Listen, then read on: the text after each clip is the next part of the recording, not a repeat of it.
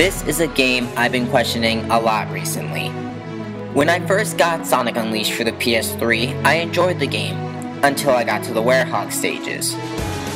This section of the game ruined the game for me years ago, and I never wanted to replay it, which made me decide to trade it in at a GameStop. However, after playing Sonic Generations, I started to think, are some of the Sonic games not as bad as I thought?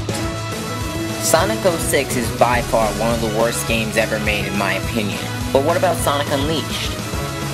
I went out to buy the game again and replayed the game from the start to see if this game was actually a good Sonic game or just what I thought before, just another bad Sonic game. Let's find out. The story starts out like this. Dr. Eggman is at it again and Sonic goes up in space to stop him.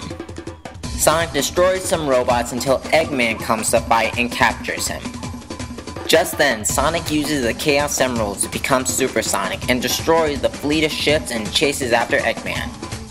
Unfortunately, Eggman captures Sonic, drains the power of the Chaos Emerald, and destroys the planet into pieces to release a monster known as Dark Gaia, which resulting in making Sonic the Hedgehog into Sonic the Werehog. Eggman shoots Sonic out into space to let him fall back to Earth, and we meet Chip, a creature that lost his memory, and Sonic agrees to help him get it back. They will travel the world together to restore the planet and prevent Dark Gaia from destroying the world. The opening cutscene looks great and got me excited for the game ahead. The story sounds ridiculous, but fits together in a weird way. It makes the tasks easy to understand. You go to each continent, restore the Chaos Emerald to restore the planet. I'm fine with this story because I'd rather have this rather than a complex time-traveling story like Sonic 06. The story kinda makes me think of a Saturday morning cartoon with silly moments and characters. We see a new character, Chip, who's an okay character and really seems like he's here for funny scenes and a new companion for Sonic rather than sticking with Tails. Another new character is Dr. Pickle, who explains to Sonic what to do in the game, and if you bring him souvenirs, he'll give you tips and rewards. Out of all of Sonic's friends, the only ones that are here are Amy Rose and Tails. Tails will help you go anywhere on the planet and help you with the world map. Amy is just here because, I don't know, because she's Amy and they need old characters, I guess. The gameplay is split into 4 forms: day and night stages, flying stages, and hub world exploration. The daytime stages you play as normal Sonic and play through levels in a 2D and 3D perspective. The nighttime stages you play as Sonic the Werehog and play levels similar to games like God of War, where you beat up enemies, solve puzzles, and do some platforming from point A to point B. The flying stages is when Sonic and Tails fly their plane the Tornado and destroy Eggman robots by pressing a corresponding button shown on screen. Finally, there are the hub worlds, where you explore the towns, talk to people, go to shops, and complete missions. The daytime stages are fantastic and well designed, especially when you have Sonic speeding past robots and obstacles. In the middle of the stage, the perspective changes from 3D to 2D, and you can tell that Sonic seems to be better to control during the 2D portions.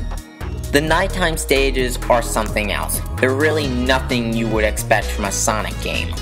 Because of this, people hate this game for the inclusion of the Werehog, but honestly, I don't have a big problem with these stages. The night stages are well designed like the day stages, and I do like playing beat-em-up games like this. I do face problems with the camera at times, and Sonic doesn't have a drop shadow, so that makes platforming at times very difficult. With both form of stages, there are times when the game glitches, especially in the day stages when Sonic is going a little too fast. The boss stages are either a day or night level, and are hardly challenging, and most are enjoyable to replay. Even though this kind of gameplay isn't really needed in a Sonic game, I don't really have a big problem with it. To get to new levels, you'll have to collect Sun and Moon medals scattered throughout the stages, and this is a major problem for me. If you don't have the required amount of medals, you can't access the next level, and makes you go through previous levels to look for more medals. The day stages are the worst to look for these medals, because you would expect to go as fast as you can through these levels. The night stages are the best place to look for these medals, because you will explore the levels anyway to progress to get to the end. The day stages take only a few minutes to complete, however, the night stages take a longer amount of time due to the style of gameplay. Besides the day and night stages, there are the flying stages, which are unnecessary, because you only get 2 of these stages throughout the entire game. During the hub world at night, you can find people that are possessed by Dark Gaia spirits, and you'll have to fight them to free the people. These missions aren't necessary for the game, but are a nice side attraction. The game also has RPG mechanics, where every time you destroy an enemy, you gain experience to improve a set of skills for both Sonic and the Werehog. Sonic the Hedgehog can upgrade his speed and ring energy, which is every time you get a ring, you can hit a boost button to go even faster. The Werehog can improve his strength, combat, life, shields, and unleash gauge. The unleash gauge is energy that is from the defeated enemies that can be used to make the Werehog even stronger for a period of time. The music in Sonic Unleashed is well made, with songs from the stages sounding like the specific continent of the world.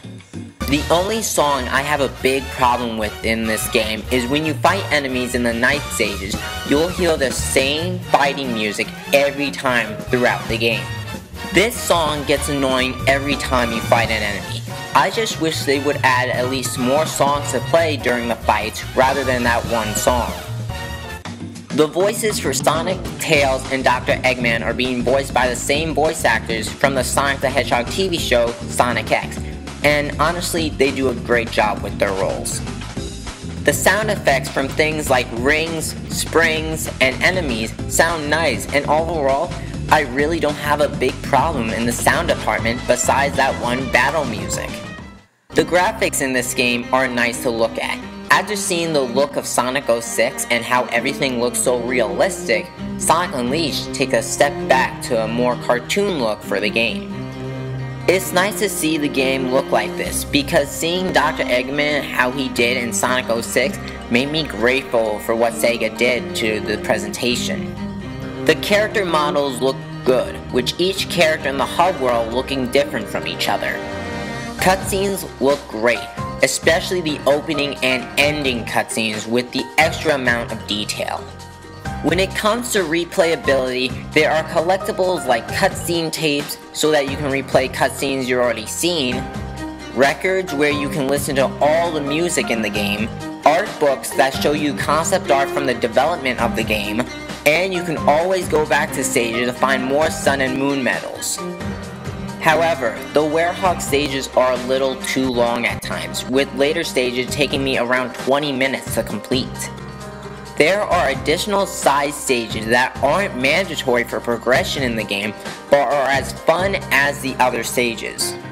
Overall, Sonic Unleashed is a good game in my opinion. However, I do understand what people mean when they say they don't like this game. The Werehog stages have no business in being in a Sonic game. The camera has problems at times, and the game can glitch in certain situations. There's also a massive difficulty spike near the end of the game that can be really frustrating to players. Some people even have a problem with Chip, saying he's completely annoying and an unnecessary character. I can agree that Chip is annoying at times, but I'll defend him because this game has a lot of humor for more of a younger audience. When I first got this game, I really wasn't a fan of the Werehog, and it ruined my time with this game. However, replaying the game, my opinion completely changed.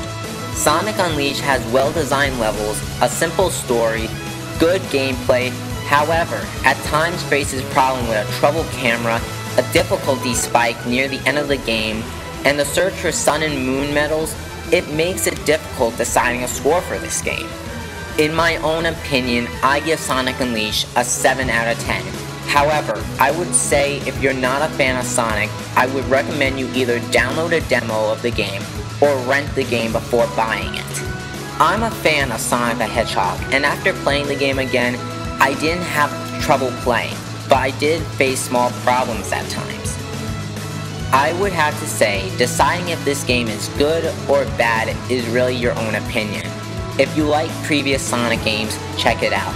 But if you don't like beat-em-up games similar to God of War, but are not as good, I would suggest looking more into Sonic Unleashed before deciding.